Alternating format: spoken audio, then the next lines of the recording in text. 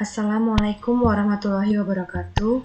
Kami dari kelompok 4 akan mempresentasikan hasil diskusi kelompok kami mengenai konsep pendekatan kontrak efisien untuk decision usefulness yang beranggota saya Sekar Wahyu Nuraini, NPM 0055, Aprilia NPM 0064, Fauzi Dimas Putra NPM 0070, Ayudina Pratiwi NPM 0072, dan Vita Zahra NPM 0183. Langsung saja yang pertama yang akan kita bahas yaitu mengenai teori kontrak efisien.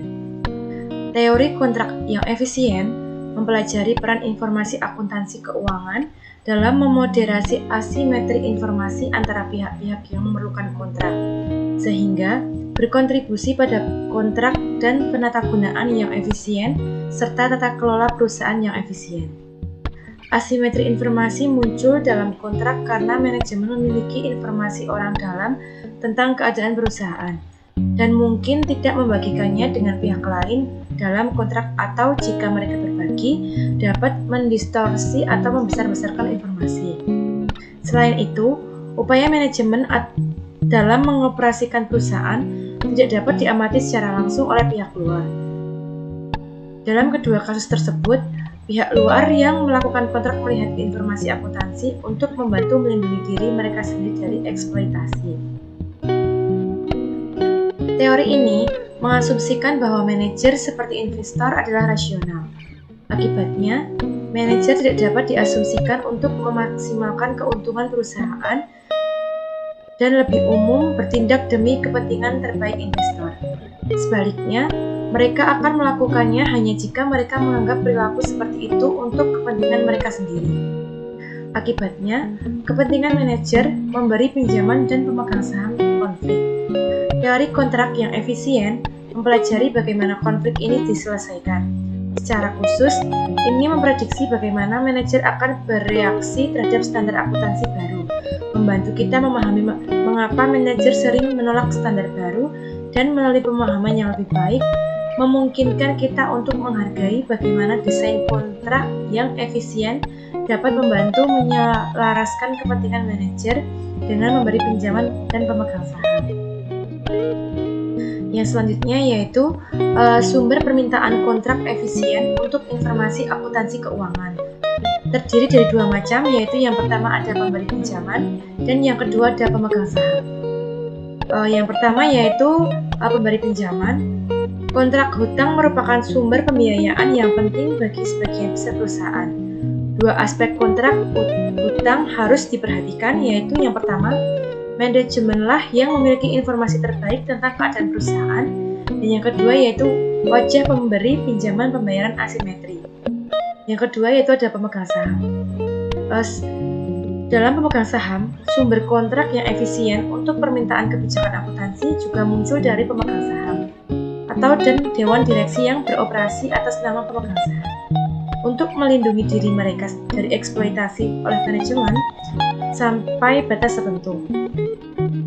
Eksploitasi dikendalikan dengan mendasarkan kompensasi manajer pada beberapa ukuran kinerja manajer, seperti laba bersih.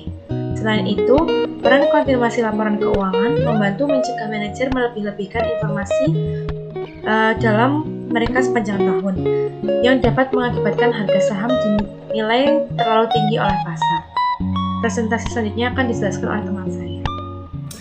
Baik, selanjutnya saya akan melanjutkan presentasi yaitu tentang kebijakan akuntansi untuk kontrak efisien. Yang pertama yaitu reliabilitas. Hasil asimetri mengalihkan pemberi pinjaman terhadap relevansi reliability terhadap perhatian lebih pada relatif reliability pada investor ekuitas. Karena pemberi pinjaman tidak secara langsung mendapat hasil dari meningkatnya performa perusahaan, mereka tidak terlalu tertarik dengan berita baik yang berorientasi masa depan. Namun mereka sangat tertarik dengan berita buruk yang berorientasi di masa datang, karena ini mungkin mengindikasikan kesulitan keuangan perusahaan. Jadi, mereka meminta laporan keuangan yang reliabel yang melindungi dari kebijakan manajer oportunistik yang menyembunyikan penurunan dari nilai dan overstate performa perusahaan. Agar reliabel, Informasi akuntansi untuk kontrak efisien harus berdasar pada transaksi pasar yang terrealisasi dan dapat diverifikasi oleh pihak ketiga. Peningkatan perhatian pada reliabilitas berarti bahwa laporan keuangan terbaik untuk menginformasikan pemberi pinjaman dan melindungi manajer oportunistik adalah tidak sama dengan yang terbaik untuk menginformasikan investor ekuitas. Implikasi ini bertentangan dengan kerangka konseptual yang menyatakan bahwa laporan keuangan harus memberikan informasi yang berguna kepada investor dan melaporkan seberapa efisien dan efektif manajemen menggunakan sumber keuangan perusahaan. Kerangka tersebut mengisyaratkan bahwa laporan keuangan bertujuan umum untuk pelaporan kepada investor dan melaporkan pengelolaan manajerial. Yang kedua yaitu konservatisme. Hasil asimetri juga menciptakan sebuah permintaan untuk konservatisme bersyarat, yaitu tes penurunan nilai. Permintaan pemberi pinjaman atas informasi tentang kerugian yang belum direalisasi lebih besar daripada permintaan atas informasi mengenai keuntungan yang belum direalisasi. Diyakini kurang bermanfaat daripada kerugian yang belum direalisasi dalam memprediksi kesulitan keuangan di masa yang akan datang. Namun, alasan kontra efisien untuk kondisi konservatisme bersyarat melebihi tanggung jawab hukum, seperti yang disebutkan, menyediakan sistem peringatan awal akan kesulitan keuangan yang akan datang. Selain itu, konservatisme juga menciptakan pernyataan sistematis nilai aset bersih, memberi kreditur dengan batas lebih rendah pada aset bersih untuk membantu dalam mengevaluasi keamanan pinjaman mereka. Konservatisme kondisional juga dituntut oleh pemegang saham untuk tujuan pelayanan, karena itu sulit bagi manajer yang ingin meningkatkan reputasi dan kompensasi mereka. Konservatisme menyediakan sistem peringatan dini atas operasi kehilangan dan kebijakan investasi. Yang selanjutnya yaitu ada ketegasan kontrak. Kontrak sifatnya sulit untuk dapat diubah. Dengan kata lain, kontrak bersifat tegas. Kontrak juga banyak yang bersifat jangka panjang, seperti kontrak utang. Jika kontrak jangka panjang bergantung pada variabel akuntansi, kemungkinan standar akuntansi akan berubah selama masa kontrak. Perubahan tersebut dapat secara efektif mempengaruhi perjanjian, sehingga meningkatkan kemungkinan terjadinya pelanggaran. Misalnya, standar baru untuk pengakuan pendapatan atau kredit awal dapat mengurangi laba yang dia laporkan, sehingga meningkatkan rasio hutang ekuitas dan mengurangi risiko bunga yang diperoleh dari obligasi. Kemungkinan lain adalah untuk menggabungkan ketentuan pada kontrak itu sendiri untuk menghadapi kejadian yang tidak terduga, namun dalam prakteknya secara efektif mengantisipasi semua kejadian di masa yang akan datang dapat mempengaruhi nilai-nilai perjanjian, khususnya standar akuntansi keuangan baru. Kemungkinan lain yang terjadi adalah membekukan kebijakan akuntansi yang digunakan untuk menghitung nilai perjanjian. Namun hal ini akan dikenakan biaya dan tidak kenyamanan saat melacak efek terhadap laporan keuangan dari semua perubahan standar selama masa kontrak. Cara yang lebih efisien untuk menghadapi perubahan standar akuntansi adalah mengizinkan manajer dalam pemilihan kebijakan akuntansi yang fleksibilitas, sehingga dapat beradaptasi dengan kondisi yang tidak terduga. Namun memberi manajer kebijakan untuk memilih kebijakan akuntansi membuka peluang perilaku oportunistik. Menghadapi kontrak ketegasan, perusahaan menghadapi trade-off tata kelola perusahaan. Optimalisasi kebijakan akuntansi untuk perusahaan merupakan sebuah kompromi. Di satu sisi, kebijakan akuntansi akan meminimalkan pilihan kebijakan akuntansi oportunistik oleh manajer terlebih dahulu, tetapi dikenakan biaya kurangnya fleksibilitas akuntansi untuk memenuhi perubahan keadaan seperti standar akuntansi baru yang mempengaruhi pinjaman utang dan kompensasi. Di sisi lain, memungkinkan manajemen untuk memilih kebijakan akuntansi akan mengurangi biaya ketegasan kontrak bagi perusahaan tetapi membuka perusahaan akan biaya perilaku manajer oportunistik. Kontrak efisien membantu untuk menjelaskan apa yang diketahui akuntan dan kebijakan akuntansi yang penting bagi manajer. Selanjutnya, presentasi akan dilanjutkan oleh teman saya. Ya, selanjutnya saya akan melanjutkan presentasi dari teman saya, yaitu pilihan saham karyawan. Perusahaan sekarang memeriksa area di mana perhatian manajemen tentang kebijakan akuntansi sangat jelas. Ini adalah akuntansi untuk opsi saham yang dikeluarkan untuk manajemen dan dalam beberapa kasus kepada karyawan lain memberi mereka hak untuk membeli saham perusahaan selama periode waktu tertentu. Perusahaan akan merujuk ke opsi ini sebagai ESOS. Sampai sekitar tahun 2005, akuntansi untuk ESO di Amerika Serikat dan di tempat lain didasarkan pada opini 25 tahun 1972 dari Dewan Prinsip Akuntansi atau APP 25. Standar ini mengharuskan perusahaan menerbitkan fix 8 ESO untuk mencatat biaya yang sama dengan selisih antara nilai pasar saham pada tanggal opsi diberikan kepada karyawan atau perusahaan, tanggal pemberian dan pelaksana atau pemogokan harga opsi. Perbedaan ini disebut nilai intrinsik dari opsi. Sebagian besar perusahaan yang memberikan ESO menetapkan harga pelaksanaan sama dengan nilai pasar atau tanggal pemberian, sehingga nilai intrinsiknya adalah 0.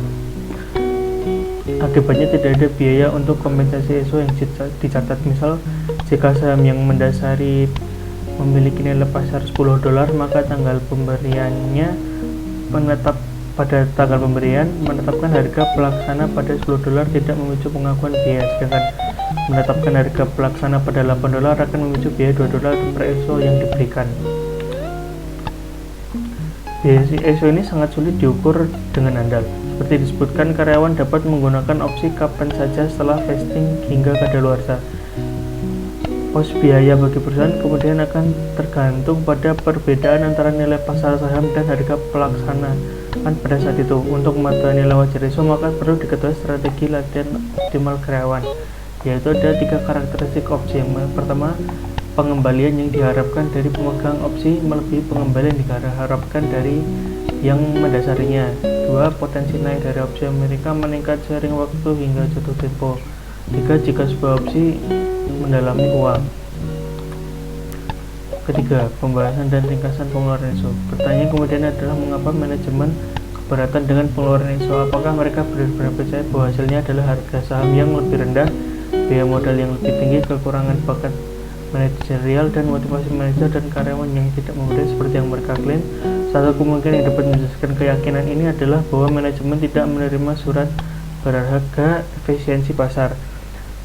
Percaya bahwa investor akan bereaksi negatif terhadap laba yang dilaporkan lebih rendah terlepas dari alasannya. Kemungkinan lain bagaimanapun muncul dari kontrak laba yang dilaporkan lebih rendah akan meningkatkan kemungkinan pelanggaran perjanjian utang. Juga kompensasi manajemen dapat menurun sejauh kontrak kompensasi tergantung pada laba yang dilaporkan. Sekian dari saya, selanjutnya akan dilanjutkan oleh teman saya. Materi selanjutnya adalah distinguishing efficiency and opportunism. Ada 2 studi empiris yang mendukung teori ini, yaitu ada studi empiris mengenai efficient contracting oleh Mian dan Smith pada tahun 1990. Ini melakukan penelitian tentang efficient contracting. Mian dan Smith mengamati pilihan kebijakan akuntansi untuk mengkonsolidasi perusahaan subsidiari atau perusahaan anak gitu ya. Mereka berpendapat bahwa semakin besar interdependensi antara perusahaan induk dengan perusahaan anak, maka akan semakin efisien pula untuk menyiapkan laporan keuangan konsolidasi. Mereka memperkirakan bahwa semakin besar integrasi antara perusahaan induk dan perusahaan anak, maka semakin besar kemungkinan atau kecenderungan perusahaan induk untuk menyiapkan laporan keuangan konsolidasian. Lalu ada distinguishing efficiency dan opportunism dengan studi empiris yang kedua, yaitu mengenai studi empiris opportunism. Menurut Armstrong, Jagolinzer, dan Parker atau atau yang biasa disebut dengan AJL pada tahun 2010 ini mempelajari mengenai banyaknya perusahaan yang mengalami restatement laporan keuangan, class action, lawsuit, dan investigasi SEC yang mungkin mengindikasikan perilaku oportunistik oleh manajer.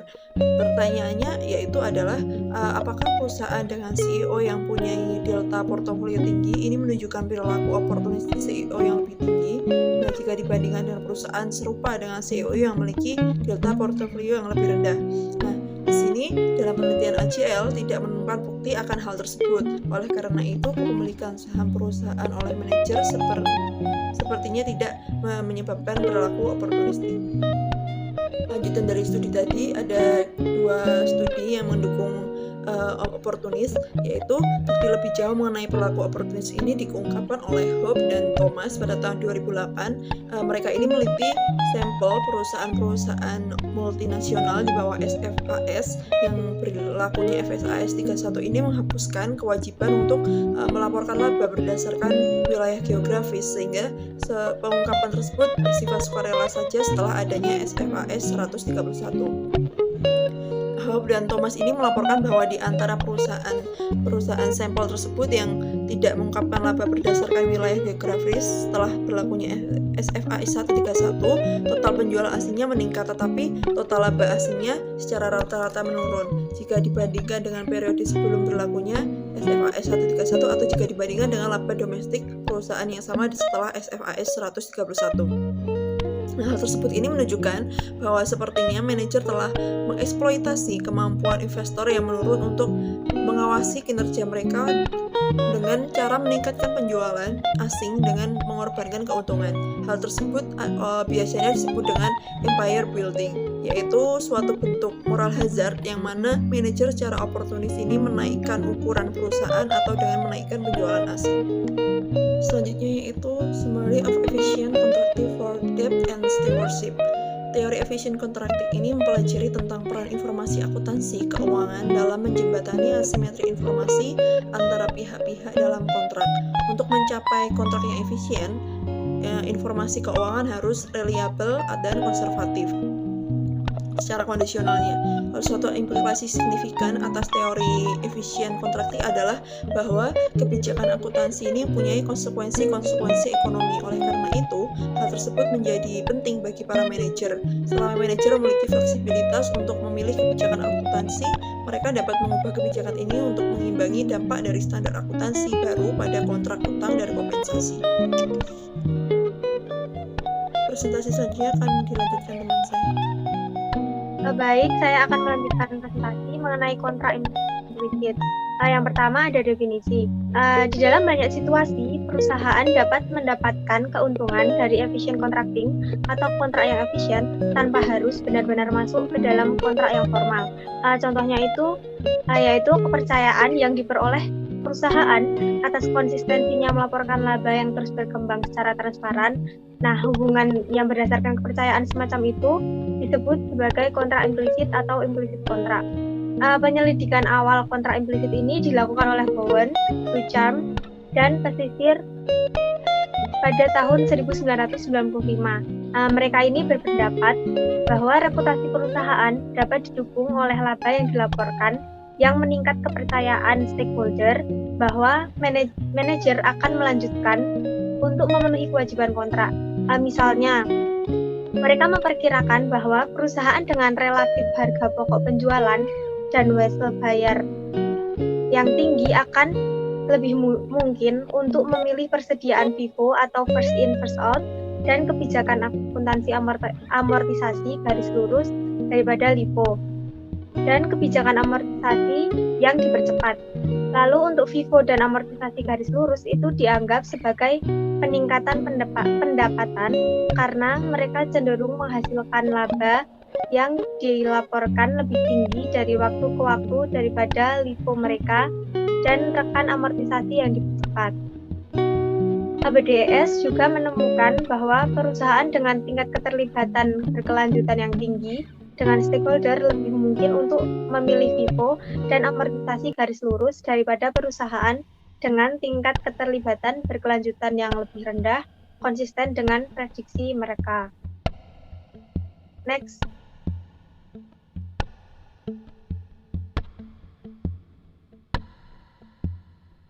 Yang selanjutnya yaitu single period non-cooperative game. Ketika membuat keputusan, investor sadar bahwa manajer tidak selalu mengungkapkan semua informasi yang dimiliki oleh manajer itu sendiri. Hal ini terlalu sulit dan mahal untuk menyediakan bagi setiap investor dengan informasi yang diinginkan tentang perusahaan. Nah, teori permainan mengasumsikan setiap pemain memilih strategi tanpa mengetahui pilihan strategi yang lain. Permainan non-kooperatif ini memodelkan interaksi kompetitif dua atau lebih pemain rasional ketika tidak ada kontrak formal di antara mereka.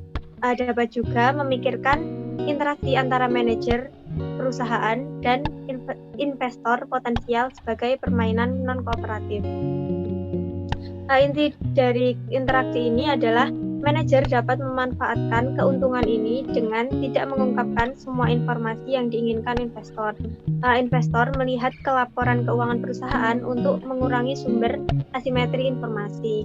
Tapi manajer dapat berperilaku oportunis dengan misalnya menghilangkan kewajiban tertentu dari neraca, memilih kebijakan akuntansi untuk mengelola laba yang dilaporkan, atau mencatat akrual diskresioner yang berlebihan. Nah, investor menyadari kemungkinan ini akan terjadi, sehingga mempertimbangkan saat membuat keputusan investasi. Manajer pada gilirannya akan menyadari kemungkinan reaksi investor ketika menyiapkan laporan keuangan tersebut. Nah, teori permainan kooperatif menyediakan kerangka kerja formal untuk mempelajari situasi konflik ini dan untuk memprediksi keputusan yang akan diambil oleh para pihak. Lalu ada strategi pair atau strategi berpasangan. Ini adalah pilihan dari strategi yang diambil oleh masing-masing pihak. Dan Nash equilibrium atau keseimbangan Nash sendiri itu adalah salah satu strategi dari strategi berpasangan, di mana setiap pemain memilih strategi mereka dan tidak akan meninggalkan pilihan mereka. Nah, keseimbangan Nash ini adalah hasil dari prediksi permainan non-kooperatif.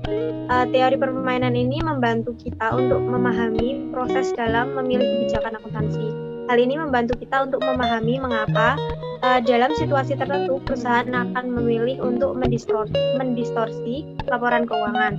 Teori ini juga bisa membantu dalam menunjukkan bagaimana sulitnya untuk mencoba dan menerapkan kebijakan dan prosedur baru yang menghasilkan keuntungan yang rendah kepada manajemen.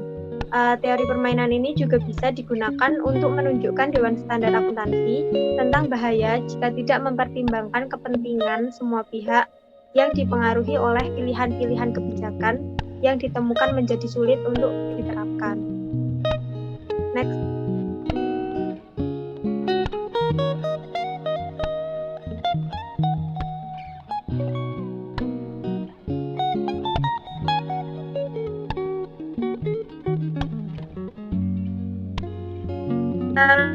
Yang terakhir ada trust-based multi-period game. Penyelesaian dari solusi kesetimbangan Nash ini yang tidak menguntungkan sulit untuk menarik kesimpulan jangka panjang dari permainan periode tunggal. Nah, jika permainan satu periode diulang selama jumlah periode yang tidak terbatas, solusi kooperatif itu bisa tercapai. Nah, sedangkan permainan diulang untuk periode yang diketahui dan terbatas, strategi pemicu juga dapat mencapai solusi kooperatif jika hukuman yang cukup dapat diterapkan secara kredibel untuk penyimpangan apapun. Nah, sebagai ilustrasinya, misalkan setiap pemain mengancam bahwa jika pemain lain menyimpang dari solusi kooperatif, nah dia akan mengganti strategi saat permainan berikutnya dimainkan. Nah, dengan begitu, pemain yang menyimpang akan dihukum dengan hanya menerima pembayaran keseimbangan Nash non-kooperatif untuk sisa permainan. Ancaman ini kredibel karena kesetimbangan Nash ini merupakan suatu kesetimbangan. Nah, agar ini berhasil, para pemain tidak boleh memiliki tingkat diskonto yang terlalu tinggi. Next.